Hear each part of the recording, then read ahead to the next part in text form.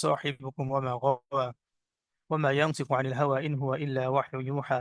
এখানে প্রত্যেকটাতে দেখা যাবে যে ওয়াও ওয়াও আছে শেষে।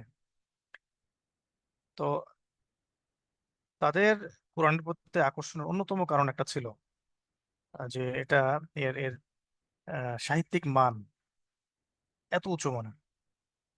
তো এই জন্য আমরা এতটুকু এটা বলতে পারবো না যে তারা সাহিত্যিক ভাবে খুব দুর্বল ছিল, না আসলে, বরং তখনকার যুগটা কাব্য সাহিত্যের চর্চার একটা উৎকর্ষতার যুগই ছিল, এটাই বলা যায়।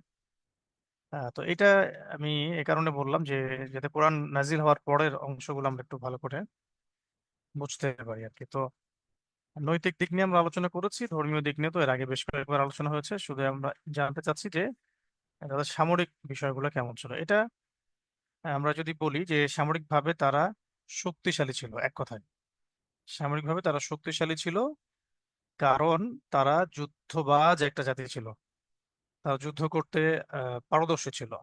ছোটবেলা থেকেই তারা ঘোড়সাওয়ার ছিল, তীরন্দাজ ছিল, তরোয়াল চালানো জানতো, এবং খুবই সাহসী ছিল। এবং তারা আম, বিভিন্ন লম্বা যুদ্ধ করার অভিজ্ঞতাও তাদের ছিল। আর এই যুদ্ধগুলো কিন্তু প্রকৃত যুদ্ধ ছিল, প্রকৃত ব্যাটল যেটা আমরা বলি। কারণ তখন তো ফেস টু ফেস ব্যাটল এবং ময়দানে যুদ্ধ হতো, এবং ঘোড়া, বর্শা, তীর এগুলো থাকতো। এমন না যে একটা নিরীহ একটা কলোনির মধ্যে একজন কেউ বোম্বিং করে দিল, হাজার হাজার মানুষ মারা গেল। এগুলো তো যুদ্ধ না, এগুলো হচ্ছে কাপুরুষতা। এগুলোকে বলি আমরা এই সভ্যতার সবচেয়ে বড় বর্বর এবং কাপুরুষ প্রজাতি হচ্ছে এগুলা, যারা নিরীহ মানুষদেরকে সিভিলিয়ানদেরকে বোম্বিং করে হত্যা করে। তো তৎকালীন ব্যাটল গুলো ছিল অরিজিনাল ব্যাটল, যেমন একটা যুদ্ধের নাম বোয়াস, মদিনায় যুদ্ধটা হয়েছে। প্রশ্ন করলাম অনেকজনকে, অনেকে বলতে পারলেন না। এটা খুবই বিখ্যাত একটা যুদ্ধ ছিল মদিনার বোয়াস। বরং বোয়াস যুদ্ধের ফলশ্রুতিতে মদিনায় যে গৃহযুদ্ধের পরিবেশ চলছিল, আর এই পরিবেশের মধ্যে যখন তারা ইসলামের দাওয়াত পেয়েছে, তখন ওই পরিবেশটা ঠান্ডা হয়ে গেছে। মদিনায় হিজরতের পথটা তখন উন্মোচিত হয়েছে, সহজ হয়েছে। মক্কার একটা যুদ্ধ চলেছিল, যে যুদ্ধের নাম হচ্ছে আপনার ফুজ্জার যুদ্ধ। তো এটাতেও অনেক লম্বা সময় যুদ্ধ হয়েছে। আহ তারপরে এমন না যে তারা বিনা কারণে যুদ্ধে লিপ্ত হতো, তবে তারা একটু চরম ভাবাপন্ন ছিল আর কি। এর ফলশ্রুতিতে তারা নিজেও বাঁচো এবং অপরকে বাঁচাও, এই ধরনের এক নীতির উপর তারা থাকতো আর কি। আর একটা বিষয় আমরা লক্ষ্য করবো যে তাদের মধ্যে একটা গোত্র প্রীতি আছে। গোত্রীয় দ্বন্দ্বও যেমন ছিল, আবার গোত্র প্রীতিও আছে। যেমন যদি দেখা যায় যে দুটো বড় বড় কমিউনিটির মধ্যে দ্বন্দ্ব সৃষ্টি হয়ে গেছে, তখন তারা যেটা করতো যে একটা কমিউনিটি তার শাখা গোত্রগুলোকে একত্রিত করে ফেলতো, এবং ওই শাখা গোত্রগুলোর যদি এই যুদ্ধের সাথে কোনো সম্পর্ক নাও থাকতো, তবুও তারা তার মিত্রকে রক্ষার স্বার্থে তারা যুদ্ধের ময়দানে ঝাঁপ দিত। এটা অনেকটা আমাদের ওয়ার্ল্ড ওয়ারের মানে পর্যায়ে পড়ে আর কি এখন এই এই জিনিসটা। তো যেমন আমরা এই যে আহজাবের যুদ্ধের কথা বললাম, আহজাব বা খন্দকের যুদ্ধে নবী সাল্লাল্লাহু আলাইহি ওয়াসাল্লাম সাহাবীদের এগেনস্টে তারা 10,000 সেনাবাহিনীর ফোর্স গঠন করেছিল বিভিন্ন গোত্র থেকে। বনু গাতাফান থেকে, ইয়াহুদ থেকে, বনু কোরাইজা থেকে, কোরাইশ থেকে, বিভিন্ন জায়গা থেকে প্রায় 10,000 সৈন্য তারা জড়ো করেছিল। তো এই বিষয়গুলো আমরা মোটামুটি জানি, এবং তার ধর্মীয় দিক সম্পর্কে আমরা আগে আলোচনা করেছি, রিপিট করার প্রয়োজন নাই। এক কথায় ধর্মীয় দিক থেকে তারা জাহিলিয়াতের অতল তলে ছিল। নৈতিক দিক থেকেও তাদের মধ্যে বেশ ভালো রকমের জাহিলিয়াত ছিল, কিন্তু কিছু কিছু বিষয়ে তারা ভালো নৈতিকতার ভালো প্রদর্শনী তাদের মধ্যে ছিল। যেমন আমরা বলেছিলাম যে আত্মীয়তার সম্পর্ক রক্ষা, প্রতিবেশীকে মানে প্রতিবেশীর সাথে ভালো আচরণ, কাউকে জিম্মেদারির মধ্যে নিয়ে নিলে, জিম্মা শব্দের অর্থ বন্দি না, জিম্মা শব্দের অর্থ হচ্ছে জিম্মাদারি। জিম্মাদারির মধ্যে নিয়ে নিলে, জিম্মি হয়ে গেলে, তখন তার সব দায়িত্ব তারা বহন করতো। যদিও সে তার চাচার খুনি হয়, তবুও তাকে শেল্টার দিত। তারপরে মেহমানদারি করা, হাজিদেরকে পানি পান করানো, আবার ঘরের খেদমত। হ্যাঁ, তারপরে আহ, আহ, জুয়া খেলতেছে মনে করেন, কিন্তু জুয়া খেলার পরেও দেখা যেত অনেক টাকা যদি কেউ জিতে যায়, সেটা আবার দান করে ফেলতো মানুষকে। তো অনেক ভালো কিছু দিকও তাদের মধ্যে ছিল, শুধু এমন না যে সবকিছুই খারাপ ছিল। তো মূল যে সমস্যাটা ছিল, আমরা যেটা বুঝলাম এই পর্যন্ত, আমরা যে সিরাত পড়ে যে বুঝলাম যে আরবে এবং আরবের বাইরে, পুরো বিশ্ব জুড়ে, ভারতবর্ষ, আরব, রোমান, পার্সিয়ান, আফ্রিকান সব কন্টিনেন্টেই মৌলিক সমস্যাটা ছিল আল্লাহ পাকের তাওহীদটা মিটিয়ে দেওয়া হয়েছিল। আল্লাহ রাব্বুল আলামিনের তাওহীদ, যেটা অরিজিনাল একদম লিগ্যাল তাওহীদ, যেটাকে আমরা বলি অথেন্টিক তাওহীদ এবং পিওর তাওহীদ, যেটা ওই তাওহীদটাকে একেবারে ভুলুণ্ঠিত করা হয়েছিল। এই জন্যই আল্লাহ রাব্বুল আলামিন আরো একজন নবী পাঠানোর প্রয়োজন বোধ করেছেন, এবং এমন একটা জায়গায় যেখান থেকে দাওয়াতের কাজ শুরু করলে সারা বিশ্বব্যাপী এটা ছড়িয়ে পড়বে। একদম সেন্টারে পৃথিবীর, মক্কা হচ্ছে পৃথিবীর সেন্টার, এবং এই বাইতুল্লাহ এর উপরে, একদম সরাসরি উপরে আছে বাইতুল মামুর, যেটা ফেরেশতাদের তাওয়াফের জায়গা। তো এই জন্য আল্লাহ রাব্বুল আলামিন তার তাওহীদকে পুনরুজ্জীবিত করার জন্য সর্বশেষ নবী হিসেবে এবং সর্বশেষ কিতাব হিসেবে যথাক্রমে নবী মুহাম্মদ সাল্লাল্লাহু আলাইহি ওয়াসাল্লাম এবং আল কোরআনুল কারীমকে আল্লাহ পাক আমাদের মধ্যে মানে কি বলবো যে আল্লাহ পাকের সবচেয়ে বড় রহমত হিসেবে প্রেরণ করেছেন। এখন আমরা জানবো যে নবী সাল্লাল্লাহু আলাইহি ওয়াসাল্লামের জন্ম কোথায় হলো। পৃষ্ঠা নাম্বার 120, দাগাতে থাকেন। আহ, জন্ম থেকে নবুয়ত পূর্ব পর্যন্ত এই টপিকে আব্দুল্লাহ ও আমেনা। কুরাইশ, আমরা জানি আব্দুল্লাহ নবী সাল্লাল্লাহু আলাইহি ওয়াসাল্লামের বাবার নাম, আমেনা মা আমেনা নবী সাল্লাল্লাহু আলাইহি ওয়াসাল্লামের আম্মা জানের নাম। তো কুরাইশ সর্দার আব্দুল মুত্তালিবের 10 পুত্র ছিল। কুরাইশ সর্দার আব্দুল মুত্তালিবের 10 পুত্র ছিল, এদের সকলেই ছিলেন বিশিষ্ট এবং খ্যাতিমান। তার সকল পুত্রের মধ্যে আব্দুল্লাহ খুবই প্রশংসনীয় গুণাবলী এবং কেন্দ্রীয় মর্যাদার অধিকারী ছিল। ঠিক আছে। তার পিতা তার বিয়ে দিয়েছিলেন বনু জহরা, বনু জহরার সর্দার ওয়াহাবের কন্যা আমেনার সাথে। বনু জহরা কার গোত্র একটু বলে রাখি, এটা কিন্তু সাদ বিন আবি ওয়াক্কাস রাদিয়াল্লাহু আনহু এই গোত্র থেকে বের হবেন সামনে, ইসলাম কবুল করবেন আর কি প্রথম দিকে। তো এই গোত্রের সর্দার ওয়াহাবের কন্যা আমেনার সঙ্গে তার বিয়ে দেওয়া হয়েছিল, যাকে সে সময় উচ্চ বংশ, সম্মান এবং প্রভাব প্রতিপত্তির দিক থেকে কুরাইশদের ভেতরে সবচেয়ে সম্মানিত মহিলা মনে করা হতো। রাসূলুল্লাহ সাল্লাল্লাহু আলাইহি ওয়াসাল্লাম মায়ের পেটে থাকাকালীনই পিতা আব্দুল্লাহ ইন্তেকাল করেন। মা মা আমেনা তার জন্মের আগেই এমন বহু নিদর্শন দেখতে পান যা থেকে বোঝা যাচ্ছিল যে তার সন্তান ভবিষ্যতে অত্যুজ্জ্বল এবং মর্যাদাকর হবে। মানে নর্মাল কেউ না, স্বাভাবিক কেউ না, তিনি অস্বাভাবিক, অসাধারণ কেউ একজন। এরকম কিছু কিছু আলামত বা কিছু কিছু মানে নিদর্শন, যেমন হচ্ছে যে জন্মের সময় আলোকিত হয়ে যাওয়া, স্বপ্ন, এগুলো আমরা সামনে হয়তো পাবো ইনশাল্লাহ।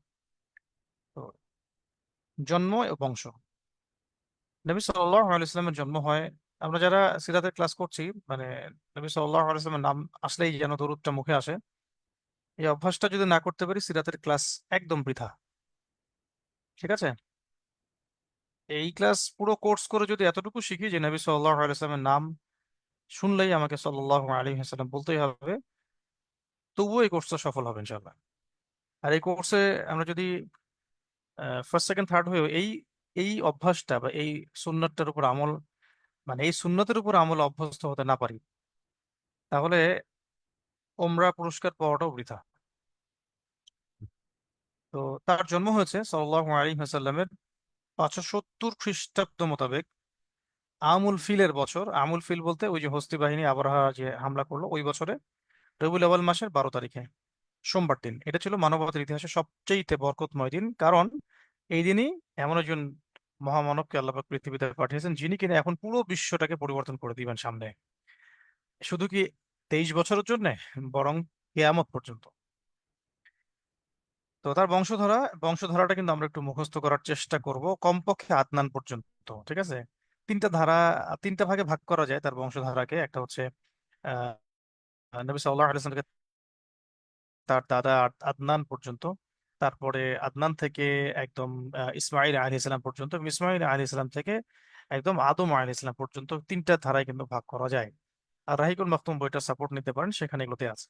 তো আমরা অ্যাটলিস্ট প্রথমটা যেন মুখস্থ করতে পারি। মুহাম্মদ বিন আব্দুল্লাহ বিন আব্দুল মুত্তালিব বিন হাশিম বিন আব্দ মানাফ বিন কুসাইল বিন কিলাব বিন মুররা বিন কাব বিন লুয়াই বিন গালিব বিন ফিহর বিন মালিক বিন নদর বিন কিনানা বিন খুজাইমা বিন মুদরিকা বিন ইলিয়াস বিন মুদার বিন নাজার, সরি নাজার না, নাজ্জার ইবনে মাআদ ইবনে আদনান। এই পর্যন্ত বংশধারাটা আমাদের মুখস্থ করা উচিত। আল্লাহ আমাদের করার তৌফিক দান করেন। তো দেখি না আমরা একবারে এখনই মুখস্থ করে ফেলতে পারি কিনা। মুহাম্মদ বিন আব্দুল্লাহ বিন আব্দুল মুত্তালিব বিন হাশিম বিন আব্দুল মানাফ বিন কুসাই বিন কিলাব, ঠিক আছে, বিন মুররা বিন কাআব বিন লুয়াই বিন গালিব বিন ফিহর বিন মালিক বিন নদর বিন কিনানা বিন খুজাইমা বিন মুদরিকা বিন ইলিয়াস বিন মুদার বিন নজর, আরে বিন নজ্জার, নজর না, শেষেরটা হচ্ছে নজ্জার ইবনে মাআদ ইবনে আদনান। ইনশাআল্লাহ আমরা যদি আশা করি 10 বার পড়ি হয়ে যাবে ইনশাআল্লাহ। তো এটা উপরের দিকে গিয়ে ইসমাইল আলাইহিস সালামের সাথে মিশেছে, সেটা তো আমরা ওই যে জেনেছি যে ইব্রাহিম আলাইহিস সালামের দোয়া ছিল, রব্বানা ওয়াবআথ ফীহিম রাসূলাম মিনহুম, মনে আছে নিশ্চয়ই, ইয়াতলু আলাইহিম আয়াতিক ওয়া ইউআল্লিমুহুমুল কিতাবা ওয়াল হিকমাতা ওয়া ইউযাক্কিহিম ইন্নাকা আনতাল আজিজুল হাকীম। এই যে সূরা বাকারায় পাবেন, এখানে আছে।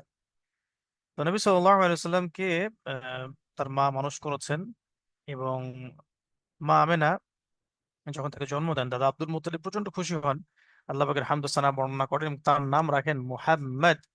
এই নামটা আরবের মধ্যে একদমই অপরিচিত ছিল, ঠিক আছে, লোকেরা খুব বিস্মিত হয়েছিল এই নামের কারণে। তিনি বলতেন, তার দাদা বলতেন যে আমার এই নাতি প্রশংসিত, এবং ইনশাআল্লাহ আল্লাহ চাইতো সে সারা বিশ্বের নেতা হবে। তো এখান থেকে কিন্তু কিছু ইসলামিক প্যারেন্টিংস এর শিক্ষাও আছে। দুধ পান, এরপরে কয়েকদিন পর্যন্ত চাচা আবু লাহাব, মনে আছে আবু লাহাব, তাব্বাত ইয়াদা আবি লাহাবি ওয়া তাব, সেই আবু লাহাবের দাসী সুয়াইবা রাদিয়াল্লাহু আনহা তাকে দুধ পান করিয়েছেন, নবী সাল্লাল্লাহু আলাইহি ওয়াসাল্লামকে দুধ পান করিয়েছেন। এরপর আব্দুল মুত্তালিবের নিজ পৌত্রের জন্য এত বেশি ভালোবাসা আহ, অন্য কোনো সন্তানদের মধ্যেও ছিল না আর কি। কেননা ধাত্রীর তো এরপর তিনি ধাত্রীর সন্ধান করতে থাকেন, কারণ এটা একটা আরবের একটা চিরায়ত একটা নিয়ম ছিল। এটা নতুন কোনো বিষয় ছিল না। চিরায়ত একটা নিয়ম ছিল যে বাচ্চা জন্ম হলে, শহরের বাচ্চা জন্ম হলে তাকে গ্রামে পাঠিয়ে দেওয়া হতো দুধ পান করানোর জন্য, কমপক্ষে 1-2 বছরের জন্য। কেউ কেউ আরো লম্বা সময় থাকতো, 3 বছর, 4 বছর, 5 বছর, 6 বছর, যারা গ্রাম্য পরিবেশে বাচ্চারা একটু বড় হয়ে ওঠে, আহ, এবং বিভিন্ন প্রতিকূলতাকে ফেস করতে শিখে, সুন্দর আরবি ভাষা শিখে, এবং যেটা আমরা বলি যে হাট্টা কাট্টা হয়ে বড় হয়ে ওঠে। এই এই আহ, বিষয়টা নবী সাল্লাল্লাহু আলাইহি ওয়াসাল্লামের ক্ষেত্রে ব্যতিক্রম ঘটে নাই, ঠিক আছে। তো তখন এটা নিয়ে আরো লম্বা হিস্ট্রি আছে যে বনু সাআদ গোত্রের মহিলারা এই বিষয়ের জন্য বিখ্যাত ছিল। তো এটা হচ্ছে তায়েফের একটা গোত্র আর কি, বনু সাআদ গোত্রটা। তো সেখান থেকে একটা, আসলে ঘটনা হচ্ছে একটা কাফেলা আসছিল, সেই কাফেলার মধ্যে মা হালিমা ছিলেন, ঠিক আছে। প্রথমে তো দুধ পান করিয়েছেন আহ আমরা জানলাম যে আবুল আহাবের দাসী সুয়াইবা রাদিয়াল্লাহু আনহা। এরপরে মা হালিমা সাঈদা তিনি দুধ পান করিয়েছেন। তা মা হালিমা সাঈদার কাছে নবী সাল্লাল্লাহু আলাইহি ওয়াসাল্লাম বেশ বেশ কয়েক বছর ছিলেন, এবং এখানেই প্রথম সিনা চাকের ঘটনা ঘটেছে। তো ঘটনাটা ছিল এমন যে তারা এসেছিলেন কাজের সন্ধানে। ট্রেডিশন ছিল যে একটা নির্দিষ্ট দিনে এরকম মানুষ আসতো বাচ্চার জন্য, বাচ্চা বাচ্চা নিয়ে, যে যেটা বাচ্চা পছন্দ হতো নিয়ে যেত, চুক্তি হতো, তারা পারিশ্রমিকের বিনিময়ে দুধ পান করাতেন। আর বাচ্চাদেরকেও নিয়ে দাঁড়িয়ে থাকতেন, পিতামাতারা দুধ পান করতে দিবেন এই জন্য আর কি। তো মা হালিমা সাঈদা এবং তার কাফেলা খুব কষ্ট মষ্ট করে এসেছেন, এমনকি তাদের কাফেলার মধ্যে খাবার ছিল না, পানি ছিল না, উট চলতে পারছে না। তারপরে যখন তারা এখানে এসেছেন, তো তারা মনের মতো কোনো বাচ্চা পাচ্ছেন না। এদিকে ইয়েতিম বাচ্চা নবী মুহাম্মদ সাল্লাল্লাহু আলাইহি ওয়াসাল্লাম তাকে কেউ নিতে চাচ্ছে না। এই জন্য যে নিলে যদি টাকা পয়সা না দেয়, তার তো বাবা নাই। হ্যাঁ, বাবা যাতে থাকে না তাদেরকে তো সমাজ অন্যভাবে ট্রিট করে আর কি। তো এই জন্য বলে যে এতিমের সাথে আল্লাহ থাকেন। তো তখন খালি হাতে ফিরে যাওয়ার চাইতে ওই হালিমা সাঈদা তিনি বললেন, তার স্বামীকে রিকোয়েস্ট করলেন, আচ্ছা ওই বাচ্চাটাকে কেউ নিচ্ছে না, তো চলো আমরাই নেই। আমার কেন জানি মনে হচ্ছে এই বাচ্চাকে আমরা নিয়ে গেলে আমাদের জীবনে বরকত আসবে। সুবহানাল্লাহ, তাদের জীবনে যে কি পরিমাণ বরকত আসছে এটা পরে আপনারা জানতে পারবেন, অন্যান্য সিরাতের কিতাবগুলোর মধ্যে আছে আর কি। তো তাদের আব্দুল মুত্তালিব রাজি হলেন পারিশ্রমিকের বিনিময়ে দেওয়ার জন্য। পরবর্তীতে নিয়ে যাওয়া অবস্থায় দেখলেন যে তাদের এই যে উটনি দ্রুত চলা শুরু করেছে, ওলান ভর্তি দুধ চলে আসছে। হ্যাঁ, খাবারে বরকত হচ্ছে, তাদের বাহনে বরকত হচ্ছে। নবীকে নিয়ে গেলেন যেখানে, সেখানে নিয়ে যাওয়ার পরে ওই এলাকায় বনু সাঈদা গোত্রের, সাআদ গোত্রের ওখানে দুর্ভিক্ষ দেখা দিল। দুর্ভিক্ষ মানে খাবারের সংকট খুব দেখা দিচ্ছে। কিন্তু তাদের ঘরে খাবারের সংকট নাই, তাদের এলাকায় ওই অংশটুকুর মধ্যে কোনো খাবারের সংকট নাই। তারপরে আহ, বিভিন্ন জায়গায় এই বকরি, গরু, ছাগল এগুলো, মানে উট, এগুলো ঠিক মতো ঘাস পাচ্ছে না, কিন্তু আহ, আমাদের মা হালিমা রাদিয়াল্লাহু আনহা তার তার অংশটুকুর মধ্যে, তার এলাকার মধ্যে এগুলোর কোনো অভাব নাই। এরকম অসংখ্য নিদর্শন দেখা যাচ্ছিল প্রতিদিন, দিনের পর দিন, এই শিশুটার প্রতি, এতিম শিশু মুহাম্মদ সাল্লাল্লাহু আলাইহি ওয়াসাল্লাম, তার প্রতি একটা গভীর ভালোবাসা, মমত্ববোধ সৃষ্টি হলো, যেটা অন্য কোনো বাচ্চার জন্য হতো না আর কি। এমনকি তিনি নিজের বাচ্চার চাইতে তাকে বেশি মহব্বত করতে লাগলেন, এবং সবাই তার প্রতি একটু হিংসা করতে লাগলো যে তুমি খুব বরকতময় একটা বাচ্চা পেয়েছো। সুবহানাল্লাহ। তো এরপরে একটা ঘটনা ঘটে যেটা মানে মা হালিমাকে একটু ভয় পাইয়ে দিয়েছিলেন। সেটা হচ্ছে ওই সিনা চাকের ঘটনা। নবী সাল্লাল্লাহু আলাইহি ওয়াসাল্লাম খেলছিলেন তার দুধ ভাই এবং দুধ বোনের সাথে। হ্যাঁ, তার দুধ বোনের নাম সাইমা এবং দুধ ভাইয়ের নাম আব্দুল্লাহ। তো এখানে খেলতে খেলতেই হঠাৎ করে দেখলেন যে দুজন ব্যক্তি এসেছেন, এসে নবী সাল্লাল্লাহু আলাইহি ওয়াসাল্লামকে শুইয়ে দিয়েছেন পাথরের উপরে। শুয়ে তার বুক একদম চিরে ফেলেছেন, হৃৎপিণ্ড বের করে ফেলছেন। একটা বীভৎস একটা মানে দৃশ্য এটা, তাই না? দৌড়ে গিয়ে তাদের সেই ভাই গিয়ে তার মা আমিনাকে বলেছেন যে আমার ভাইকে হত্যা করে ফেলা হয়েছে। দুজন ব্যক্তি এসে এরকম এরকম করেছে আর কি।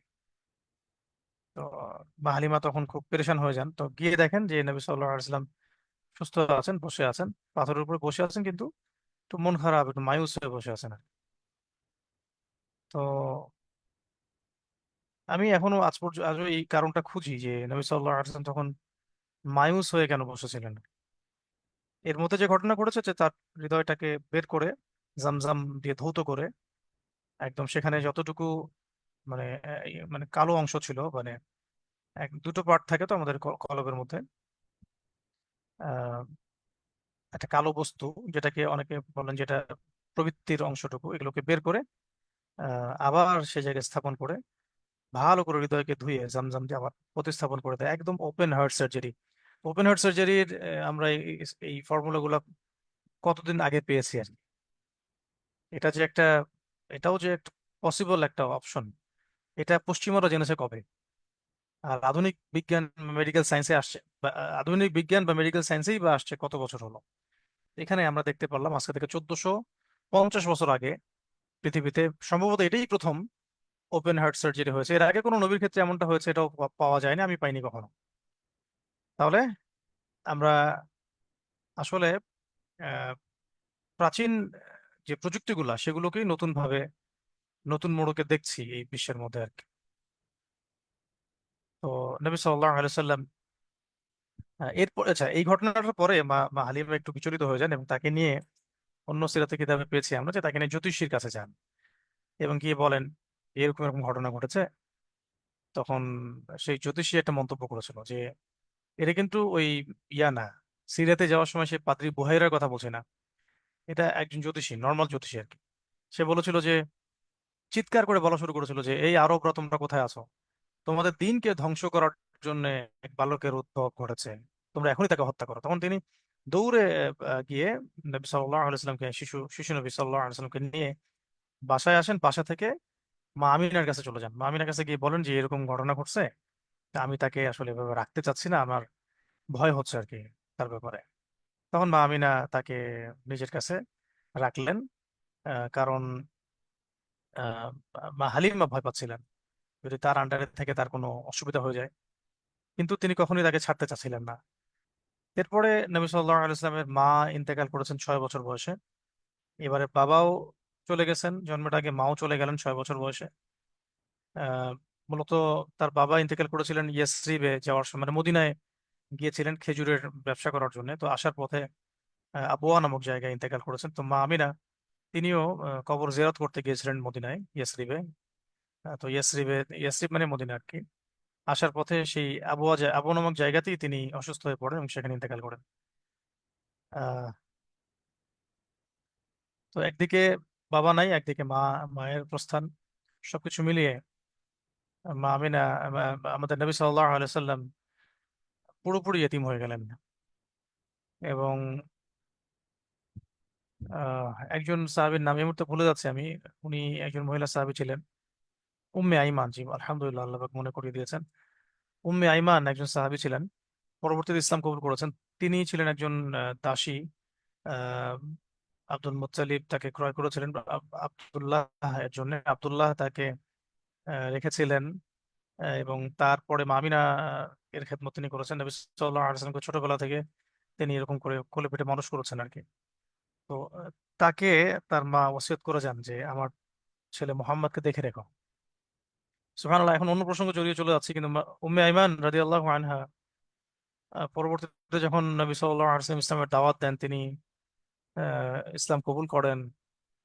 পরবর্তীতে তিনি একটু মানে একটু কালো ছিলেন, কালো বর্ণের। তো স্বাভাবিকভাবে তো আমাদের সমাজে একটা প্রচলিত আছে না, যে কালো মেয়েদেরকে বিয়ে করতে চায় না সবাই। হ্যাঁ। তো এ- এ- তো এবং এবং একই সাথে তিনি বয়স্ক বয়স্ক মানুষও, তখন অনেক বয়স হয়েছে, বেশ বয়স হয়েছে আর কি, মিনিমাম তো 40-50 হয়ে যাবে। তো তার অবস্থা তখন একটু অসচ্ছল ছিল। নবী সাল্লাল্লাহু আলাইহি সাল্লাম সাহাবীদেরকে বলেছিলেন যে কে আছো যে একজন জান্নাতি নারীকে বিয়ে করতে চাও, তোমাদের মধ্যে কে আছো একজন জান্নাতি নারীকে বিয়ে করতে চাও? তো হাত উঠেছিলেন সাহাবী যায়েদ ইবনে হারেসা রাদিয়াল্লাহু আনহু। যায়েদ ইবনে হারেসা রাদিয়াল্লাহু আনহু তায়েফের সাথী এবং মুতার সেই বীর সৈনিক। সুবহানাল্লাহ। তো তো তিনি বিয়ে করেন, বয়স অনেক কম ছোট ছিলেন তখন, তিনি তাকে বিয়ে করেন। তার গর্ভ থেকে জন্ম হয় উসামা বিন যায়েদ রাদিয়াল্লাহু আনহু। ঠিক আছে। তো যেটা বলতে চাচ্ছিলাম যে উম্মে আইমান তাকে দেখাশোনা করেছেন দীর্ঘদিন, নবী সাল্লাল্লাহু আলাইহি সাল্লামকে। পরবর্তীতে আমরা এটাও জানি যে 8 বছরের মাথায় দাদা আব্দুল মুত্তালিব তিনিও ইন্তেকাল করেছিলেন। আচ্ছা, দাদা আব্দুল মুত্তালিব ইন্তেকাল করার পরে তিনি, ও আচ্ছা, এখানে উম্মে আইমান সম্পর্কে লেখা আছে, আমি সত্যি এটা দেখিনি। হ্যাঁ, এখন দেখলাম। মাশাআল্লাহ, যাক, আমি একটু ডিটেলস বলে ফেলছি। এখানে লেখা আছে উম্মে আইমান বারাকা, তার নাম ছিল উম্মে আইমান বারাকা। এই নামগুলো রাখবেন আপনারা, এই যে নামগুলো রাখতেছেন, মানে যেগুলো অপরিচিত এগুলো বাদ দিয়ে সাহাবীদের নামে নাম রাখবেন সন্তানদের। আহ এগুলো তাসির আছে।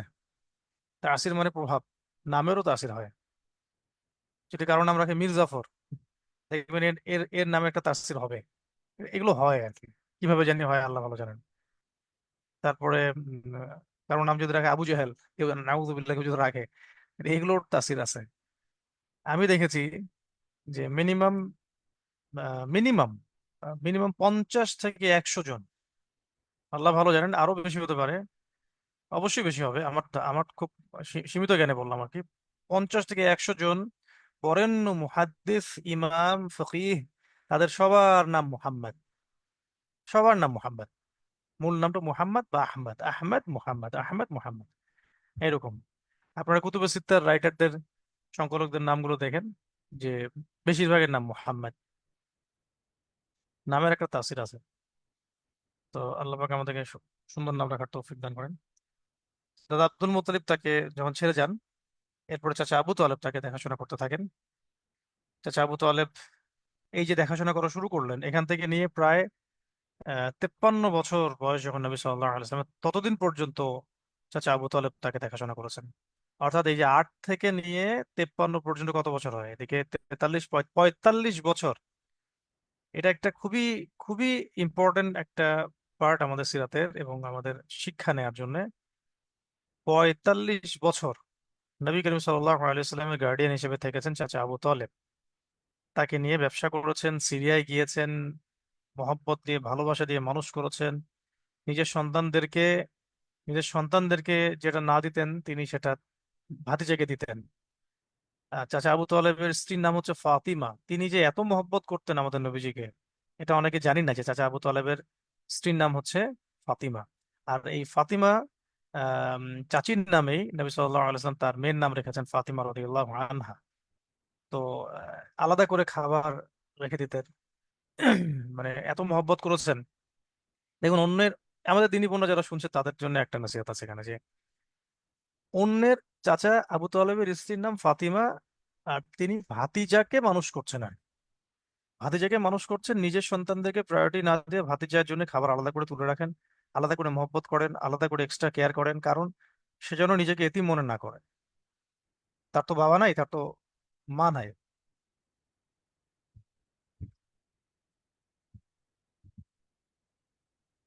এমনকি তার তো দাদাও নাই। তো সে যেন নিজেকে এতিম মনে না করে, এই জন্যে চাচি তার জন্য এক্সট্রা কেয়ার করতেন, মহব্বত করতেন, ভালোবাসতেন, খাবার তুলে রাখতেন। অন্যের সন্তান। আর এখন সুবহানাল্লাহ এমন একটা যুগ চলতেছে সুবহানাল্লাহ যে আহ, এক একই বাবার যদি একাধিক স্ত্রী থাকে বা সন্তান এদিকে ওদিকে থাকে, সৎ ভাইদের মধ্যেও, ভাই বোনদের মধ্যেও তেমন একটা হৃদ্যতা আমরা কখনোই দেখি না। আবার সৎ মা যে সন্তানকে আদর করছে, সৎ মা হোক বা অন্য মায়ের সন্তান, হয়তো দুজন তিনজন চারজন স্ত্রী আছে অন্য সন্তান, মানে মনে করে যে এটা আমার আমার জীবনে বিষের মতো। তাহলে কোনো দিক থেকেই আমরা এখন আইএমএ জাহিলিয়াতের সেই জাহালাত গুলোকে ছাড়তে আসলে পারি না। কোনো দিক থেকে না, আমি আমি এটা ফিল করি। সেটা শুধু ধর্মীয় দিক থেকে না, খাসলতগত দিক থেকে, স্বভাবগত দিক থেকে আমরা আইএমএ জাহিলিয়াতকে ছাড়িয়ে গিয়েছি। এই মানে রিসেন্ট সমকালীন যে আহ, দাজ্জালীয় সভ্যতার এই যুগটা চলছে, এটার কথা বলছি আর কি। তো চাচা আবু তালেব তাকে নিয়ে সিরিয়ায় গিয়েছেন, ব্যবসা করেছেন, ব্যবসা শিখেছেন চাচার কাছ থেকে। এবং সিরিয়াতে যাওয়ার সময় পাদ্রি বুহাইরা নামক একজন খ্রিস্টান পাদ্রি ছিল, সে নবীজিকে দেখেছিলেন। দেখে খুব ভালো করে পর্যবেক্ষণ করেছেন, দাওয়াত করে খাইয়েছিলেন। তার আমি কিন্তু শর্ট করে বলতেছি সবার কি, দাওয়াত করে খাইয়েছিলেন এটা ইনভেস্টিগেট করার জন্য যে আসলেই তিনি যা ডাউট করছেন সেটা সত্য কিনা। পরে তিনি নবী সাল্লাল্লাহু আলাইহি ওয়াসাল্লামকে পর্যবেক্ষণ করে পরীক্ষা করে দেখেছেন যে হ্যাঁ, তিনি সেই ব্যক্তি যার ব্যাপারে তাওরাত এবং জাবুর এবং ইনজিলের মধ্যে ভবিষ্যৎবাণী করা আছে। সুবহানাল্লাহ। তিনি দেখেছেন নবী সাল্লাল্লাহু আলাইহি ওয়াসাল্লামের ঘাড়ের মধ্যে, পিঠ এবং ঘাড়ের মাঝখানে নবুয়তের একটা সিলমোহর ছিল, এটা তিনি দেখেছেন। এছাড়াও তিনি দেখেছিলেন যে নবী সাল্লাল্লাহু আলাইহি ওয়াসাল্লাম যে রাস্তা দিয়ে হাঁটছিলেন, প্রত্যেকটা রাস্তার পাথর গাছ, মানে যা যা রাস্তার আশেপাশে ছিল সবাই নবী সাল্লাল্লাহু আলাইহি ওয়াসাল্লামকে সেজদা করছিলেন। এই দৃশ্যটা দেখেছেন পাত্রী বুহাইরা। দেখে তিনি ভবিষ্যৎবাণী করেছিলেন যে আপনার ভাতিজা সামনে কিন্তু সর্বশেষ নবী হতে যাচ্ছে ইনশাআল্লাহ। তো আপনি তাকে নিয়ে সিরিয়াতে যায়েন না, কারণ সিরিয়াতে ইহুদিরা আছে। ইহুদিরা যদি জানতে পারে তাহলে এর আগে তারা বহু নবীকে হত্যা করেছে, আপনার ভাতিজাকেও তারা হত্যা করার চেষ্টা করবে। এরপর পরবর্তীতে চাচা আবু তালেব আর তাকে সিরিয়াতে নিয়ে যান নাই, ওখান থেকে রিটার্ন করেন। রিটার্ন করে আহ, আরো নিরাপদে রাখতে শুরু করেন, আরো নিরাপদে রাখতে শুরু করেন। এদিকে নবী সাল্লাল্লাহু আলাইহি ওয়াসাল্লামকে আসমানি প্রশিক্ষণ আল্লাহ পাক দিয়েছেন, একদম শুরু থেকে একদম সমস্ত রকম গুনাহ থেকে, ত্রুটি থেকে, পাপ থেকে মুক্ত রেখেছেন। যত রকমের ভালো আখলাক আছে, মানে আমরা নবুয়তের পরবর্তীতে যে আখলাকগুলো দেখি এগুলো হচ্ছে ভালো আখলাককে পূর্ণতা প্রদান করেছেন তিনি। এর আগে থেকেই নবী সাল্লাল্লাহু আলাইহি ওয়াসাল্লামের মধ্যে এই সমস্ত ভালো আখলাকগুলো মজুদ ছিল। হ্যাঁ, ইন্নামা বুইসতু লিউতাম্মিমা মাকারিমাল আখলাক, একটা হাদিসের মধ্যে নবীজি বলেছেন যে আমাকে আমাকে পাঠানো হয়েছে আল্লাহর পক্ষ থেকে যাতে আমি ভালো চরিত্রগুলোকে পূর্ণতা প্রদান করতে পারি, ভালো চরিত্রগুলোকে পূর্ণতা প্রদান করতে পারি। মানে এই এই চরিত্রগুলো তার মধ্যে আগে থেকে ছিল: লজ্জাশীলতা, সত্যবাদিতা, আমানতদারিতা। হ্যাঁ, কখনো অশ্লীল কথা বলতেন না, কটূক্তি করতেন না, আহ বিশ্বস্ত ছিলেন, আমানতদার ছিলেন, তাকে আস-সাদিক আল আমিন বলা হতো। তো কোনো রকমের গুনাহ বা কোনো রকমের খারাপ কোনো কিছু ধার কাছেও তিনি যেতেন না। অন্যের খেদমত করতেন, অসহায়ের পাশে দাঁড়াতেন, মজলুমের পাশে দাঁড়াতেন, এতিমদের দেখাশোনা করতেন, বিধবাদের খোঁজ খবর নিতেন। মানে তিনি এমন কোনো মানে আহ মানবীয় গুণাবলী নাই যেটা তার মধ্যে ছিল না। এমনকি পরিশ্রম করে জীবিকা নির্বাহ করতেন, কখনো ব্যবসা করতেন, কখনো মানে রাখালিও করেছেন। এবং তিনি এটাও বলেছেন সাল্লাল্লাহু আলাইহি ওয়াসাল্লাম যে এমন কোনো নবী নাই যিনি রাখালি করেন নাই।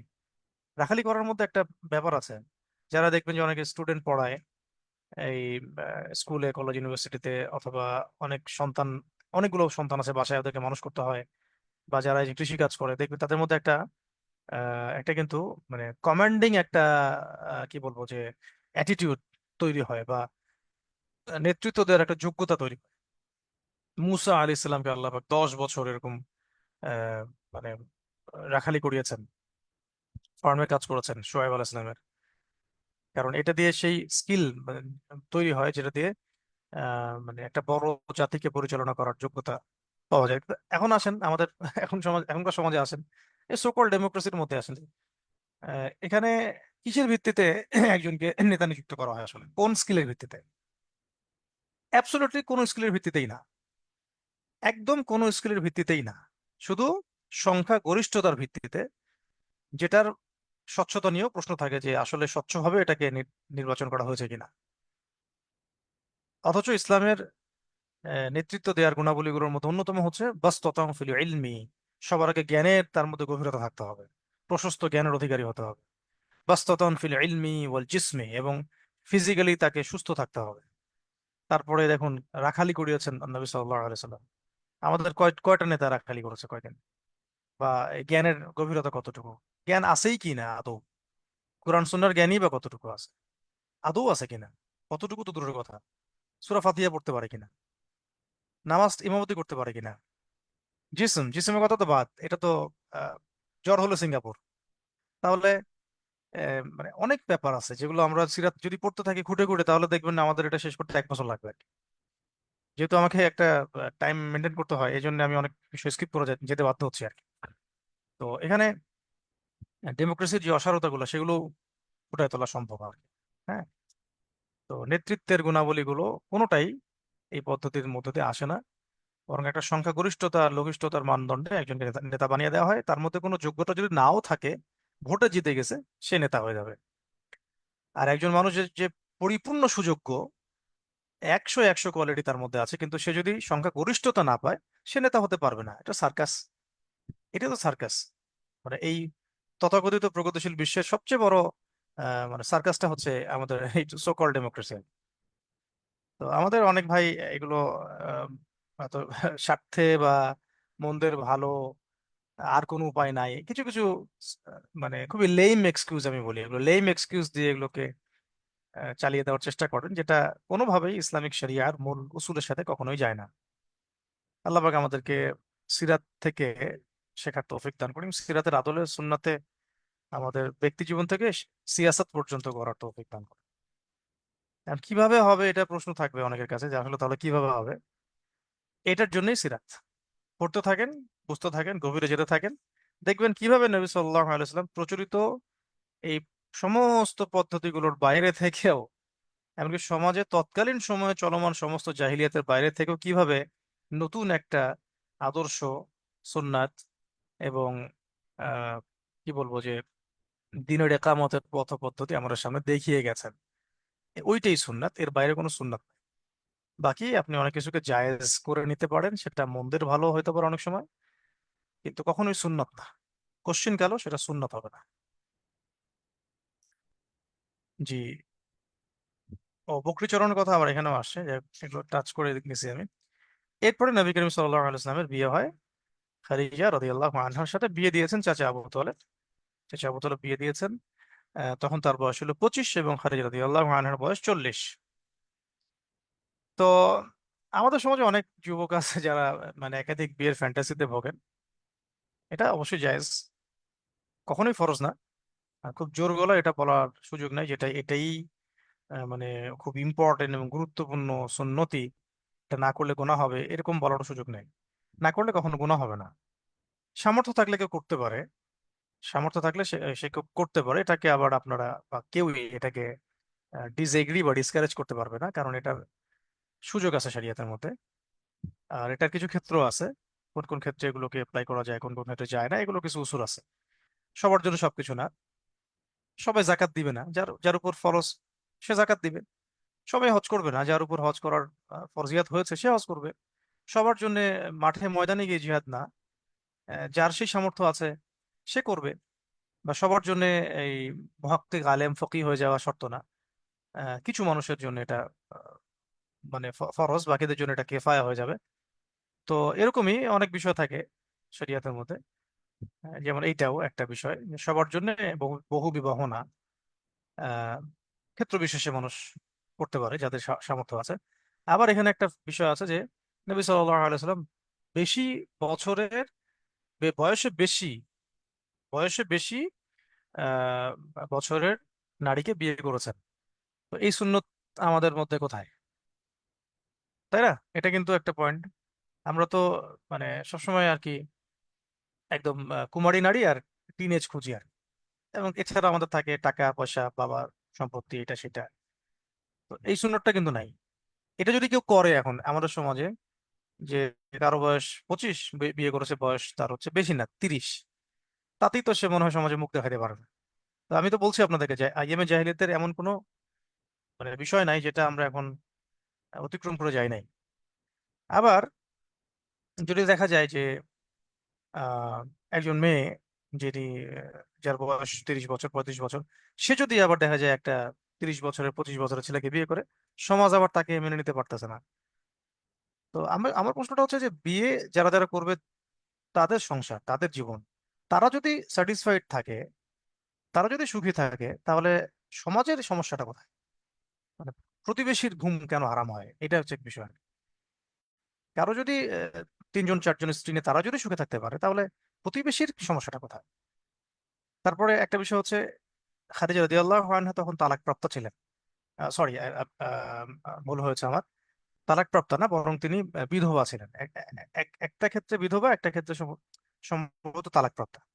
দুবার বিয়ে হয়েছিল খাদিজা রাদিয়াল্লাহু আনহার। তো এখানে একটা কথা আসবে যে তাহলে আমাদের সমাজের বিধবাদের বিয়ে হয় না কেন? আমাদের সমাজের তালাকপ্রাপ্তদের বিয়ে এটা কঠিন কেন? তো বিয়ে নিয়ে যে কত জাহেলিয়াত আমাদের সমাজের মধ্যে আছে, এটা এটা থেকে বেরই হইতে পারে নাই। পরিপূর্ণ ইসলামী শরিয়া কায়েম করা তো অনেক দূরের কথা। সিম্পলি বিয়ে এবং পারিবারিক বিষয়গুলোর জাহালাত এখান থেকেই বের হতে পারেনি। যেমন বললাম, কম বয়সী ছেলে বেশি বয়সী মেয়েকে আমাদের সমাজে বিয়ে করতে পারবে না, বেশি বয়সী মেয়ে কম বয়সী ছেলেকে বিয়ে করতে পারবে না। সমাজে তালাকপ্রাপ্তদের বিয়ের এত সহজ না, খুবই রেয়ার, ইল্লা মাশাআল্লাহ। তারপরে সমাজে বিধবাদের বিয়ে তো আরো রেয়ার। সমাজে একাধিক বিয়ে তার চেয়েও বেশি রেয়ার। তাহলে যেগুলো ইসলামিক কনসেপ্টে হয়েছে, নবী সাল্লাল্লাহু আলাইহি ওয়াসাল্লামের সিরাতের মধ্যে ছিল, সাহাবীরা করেছেন, যুগ যুগ ধরে চলে আসছে, ওইগুলোর সাথেই তো আমাদের সম্পর্ক নাই এখন। অনলি বিয়ের ক্ষেত্রে বললাম, বাকি বিষয় তো বাদ। শুধু একটা একটা একটা পার্ট বললাম, খুবই প্রাইভেট একটা পার্ট আর কি। তাহলে গ্লোবালি দিনের প্রত্যেকটা বিষয়ে এস্টাবলিশমেন্টটা কত জটিল এবং কত কঠিন, তাহলে চিন্তা করেন। ঠিক আছে? তো খাদিজা রাদিয়াল্লাহু আনহা ছিলেন তৎকালীন সময়ে সবচেয়ে সম্ভ্রান্ত বংশের একজন নারী। এবং আমরা দেখবো যে নবী সাল্লাল্লাহু আলাইহি সাল্লাম কে নবী সাল্লাল্লাহু আলাইহি সাল্লামকে তিনি যেভাবে সাপোর্ট করেছেন, এমন ভাবে সাপোর্ট করেছেন। একটা কথা বলে না যে স্বপ্ন মানেই হচ্ছে পাশে থাকা। স্বপ্ন মানে কিন্তু আজকে আছি কালকে নাই। হ্যাঁ, এই যে মুড সুইং, আজ ইট তো কাল ওইটা, সিলি একটা বিষয়ে ঝগড়া কইরা একদম সম্পর্ক নষ্ট করে ডিভোর্স টিভোর্স দিয়ে দেয়। কত কি যে হয়, আহ, প্রতারণা, চিটিং, স্বার্থ, এই যে কত বিষয় থাকে। কিন্তু এখানে আমরা দেখবো যে নবী সাল্লাল্লাহু আলাইহি ওয়াসাল্লামের একটা স্বপ্ন, দিন প্রতিষ্ঠার। এই স্বপ্নে শুরু থেকে কেউ যখন তার পাশে ছিল না, শেষ পর্যন্ত এই খাদিজা রাদিয়াল্লাহু আনহা তার সর্বোচ্চটা ঢেলে দিয়েছেন তার পিছনে। এই যে ভালোবাসার ডেফিনেশনটা আসলে কি, এগুলো হচ্ছে রিয়েল ভালোবাসার ডেফিনেশন। আর এখন তো আমাদের এগুলো হচ্ছে সাময়িক আবেগের নাম। সাময়িক আবেগ, কিছু যৌন চাহিদা, কিছু এইটা কিছু, আমি লিগেল গুলোর কথাই বলছি, ইলিগেল গুলোর কথা না, বাদ, ওগুলো তো জিনা। তো এই বিষয়গুলো দেখুন। তাছাড়া তিনি 40 বছরে 40 বছরে বিয়ে করার পরেও খাদিজা রাদিয়াল্লাহু আনহার গর্ভে নবী সাল্লাল্লাহু আলাইহি ওয়াসাল্লামের 6 জন সন্তান হয়েছে। আমাদের সমাজে 40 বছরের আগেই কয়টা মেয়ে 6টা সন্তান দিতে পারছে দেখেন এখন। 40 বছর বয়সের আগে 6টা সন্তান দিয়েছে, এরকম কয়জন মেয়ে আছে এখনকার? আমাদের মা বাবাদের, আমাদের দাদিদের কথা বলছি না, নানীদের কথা বলছি না। আমার নানির 12টা সন্তান হয়েছে। আমার আম্মা, আমার মামারা, মোট 11 ভাই বোন, একজন একজন মামা ইন্তেকাল করেছেন জন্মের পরে। মোট 12 সন্তান আমার আমার একজন নানির। আরো একজন আমার নানির বাড়ি বনি বলা যায়, তারও 11 সন্তান। আমাদের কয়টা? আমাদের মেয়েদের প্রবলেমটা কি, কেন সেইভাবে গড়ে উঠতে পারে না, কেন সেইভাবে ফিজিক্যালি স্ট্রং হতে পারে না, আর কেন আমাদেরকে পশ্চিমাদের তন্ত্রমন্ত্রে একটা সন্তান নিতে হবে, দুইটা সন্তান নিতে হবে, কেন আমাকে চিন্তা করতে হবে যে আমার সন্তানকে আমি খাওয়াবো, সন্তানকে খাওয়ালে আমার রিজিক কমে যাবে, খাওয়াইতে পারবো না এই জন্য নিচ্ছি না। কে এই ওয়াসওয়াসা গুলো কোন শয়তানে আমাদের মাথায় দিল আর কি। খাদিজা রাদিয়াল্লাহু আনহা 40 বছর বিয়ে করার পরে তিনি 6 জন সন্তান জন্ম দিয়েছেন, 4 জন মেয়ে, 2 জন ছেলে। প্রথম ছেলের নাম আবুল কাসেম, কাসেম সরি আবুল কাসেম না কাসেম। তো কাসেম রাদিয়াল্লাহু আনহু তার ইন্তেকাল হয়ে যায় শৈশবেই। নবী সাল্লাল্লাহু আলাইহি ওয়াসাল্লামের সব ছেলেই ছোটবেলায় ইন্তেকাল হয়ে হয়ে গেছে আর কি। আরেক সন্তান ছিল আব্দুল্লাহ, তিনি ইন্তেকাল হয়ে গেছে। তারপরে 4 জন মেয়ে যারা বেঁচে ছিলেন, যাদের মধ্যে আপনারা অনেকে নাম জানেন, যে আয়েশা সরি ফাতিমা, ফাতিমা রাদিয়াল্লাহু আনহা, উম্মে কুলসুম রাদিয়াল্লাহু আনহা, রুকাইয়া রাদিয়াল্লাহু আনহা, জাইনাব রাদিয়াল্লাহু আনহা, 4 জন মেয়ে ছিলেন। তো এই বিষয়গুলো আমাদের খুব গভীরভাবে ভাবতে হবে বা পড়তে হবে, সেটা জাস্ট এটা রিডিং পড়ার জন্য সিরাত না। ঠিক আছে। তো এবার কাবা, কাবা নির্মাণের সময় একটা ফিতনা হয়, এটা একটু শর্ট করে বলতেছি, যে কাবা নির্মাণ আবার রিবিল্ড করা হয়েছিল আর কি, প্রশস্ত করা হয়েছিল একটু। ওইটাতে কুরাইশরা বলছিল যে কারো কোনো হারাম টাকা এখানে ঢুকাবে না, শুধু হালাল টাকা দিতে পারো। হালাল টাকা দিতে গিয়ে দেখা যায় পুরো নির্মাণ কাজ শেষ হচ্ছে না। ঠিক আছে, আমাদের সমাজে যদি ওয়াল্লাহি আমাদের সমাজে যদি কেউ বলে যে আমরা একটা এই একটা মসজিদ করতে চাই, কিন্তু এই মসজিদে কেউ হারাম টাকা দিতে পারবে না, আমি বিশ্বাস করি যে আমাদের সমাজেও মসজিদ আর নির্মিত হবে না, ওই অবস্থা থেকে যাবে। হারাম আছেই আছে, থাকবেই থাকবে। সুদের টাকা ঢুকতেছে, ঘুষের টাকা ঢুকতেছে, রাস্তাঘাট থেকে টাকা উঠাইতেছে, কার কোন টাকা কিভাবে আসতেছে কোনো পরোয়া নাই, বাস বিচার নাই। মসজিদ হচ্ছে এই জন্য, মসজিদ হচ্ছে মুসল্লি নাই, মসজিদ হচ্ছে হেদায়েত নাই, মসজিদ হচ্ছে চাকচিক্যময়, হেদায়েত শূন্য। এগুলো বাস্তব। আপনারা একটু নিজেরা একটু বিষয়গুলো ইয়ে করেন, অ্যানালাইসিস করেন, নিজেরা বুঝতে পারবেন। তো ওই সময় এই ঘটনা ঘটছে। তো কাবার, কাবার আমরা যে হাতিমটা দেখি, হাতিম মানে হচ্ছে গোল একটা অংশ দেখা যায় না, অর্ধবৃত্তের আকৃতির, ওইটা কিন্তু আগে কাবার ভিতরে ছিল। ওটা কেন বাইরে, এটা একটা প্রশ্ন। বাইরে হচ্ছে এই কারণে যে ওইটা নির্মাণ করা, ওটাকে ভিতরে নিয়ে আসার মতো কাবাকে প্রশস্ত করার টাকা পয়সা তাদের তখন হয় নাই, হালাল টাকা হয় নাই, হারাম ছিল, হালাল হয় নাই। আর হারাম টাকা তারা এখানে আল্লাহর ঘরে দিতে চায় নাই। দেখেন কত ভালো ছিল তারা এই জায়গাটাতে। এই জায়গাটা থেকে আমরা তাদের মতো ভালো হতে পারছি, এটা ভাবতে হবে আর কি।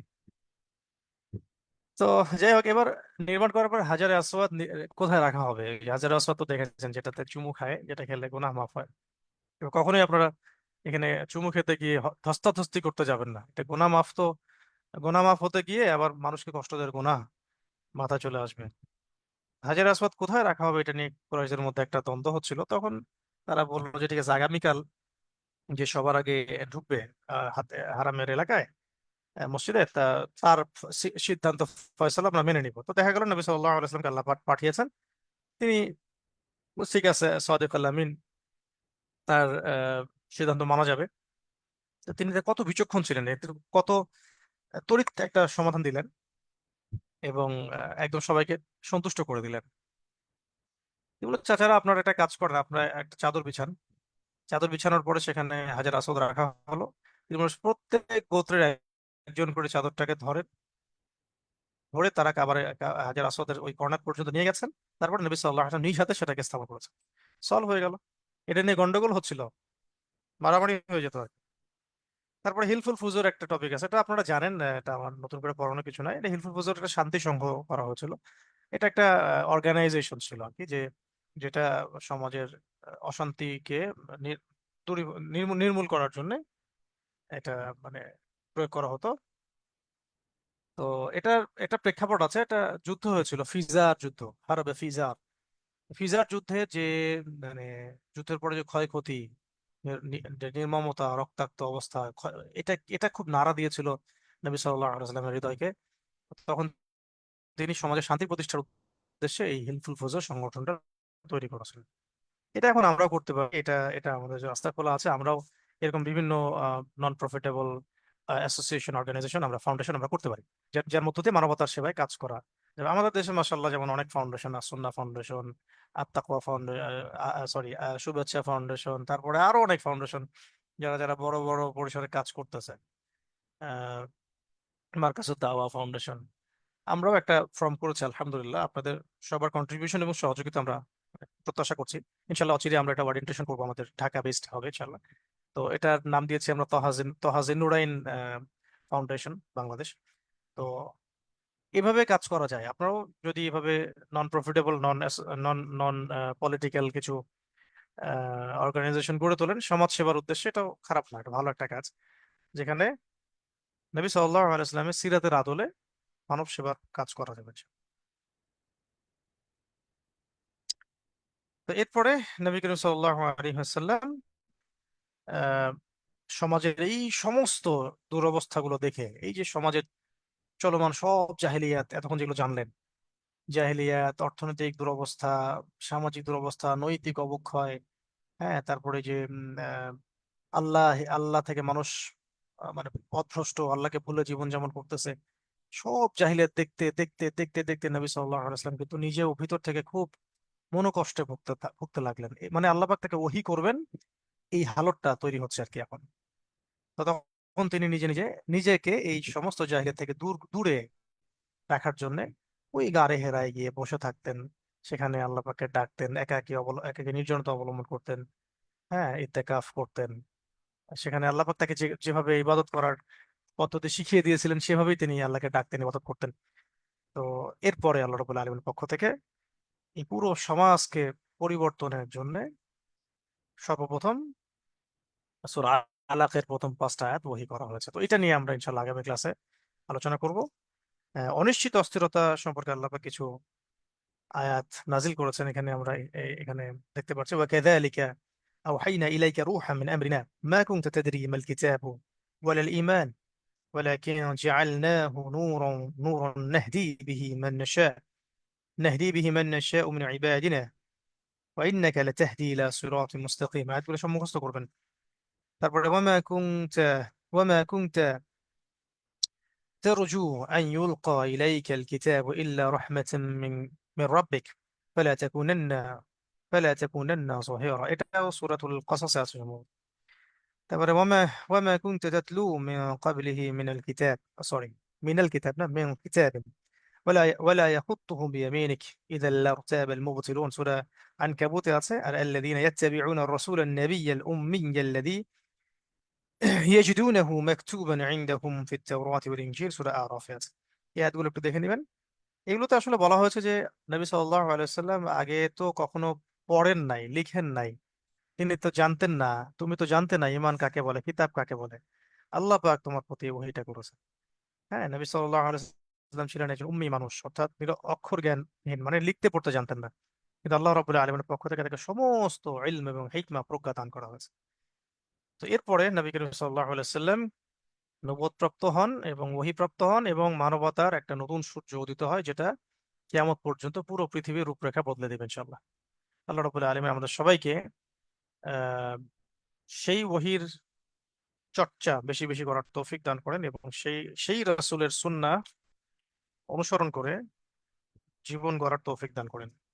আজকের মতো এটুকু থাক, ইনশাআল্লাহ আগামী ক্লাসে আমরা সামনের দিকে যাব। যেটুকু পড়ানো হচ্ছে খুব গুরুত্বের সাথে পড়ার চেষ্টা করেন।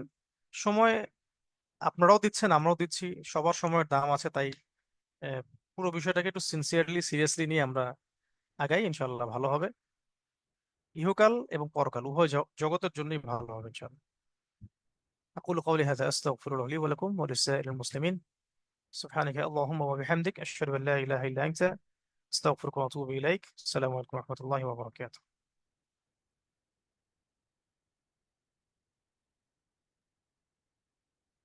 আজকে আমি বোনদেরকে পড়া ধরতে পারছি না, মাফ করবেন। ইনশাআল্লাহ আগামী ক্লাস আপনাদেরকে পড়াবো। আগামী ক্লাস ইনশাআল্লাহ চেষ্টা করবো যে সবাইকে কিছু কিছু করে ধরার জন্য, সবাইকে বলতে ছেলেদের কিছু মেয়েদের কিছু।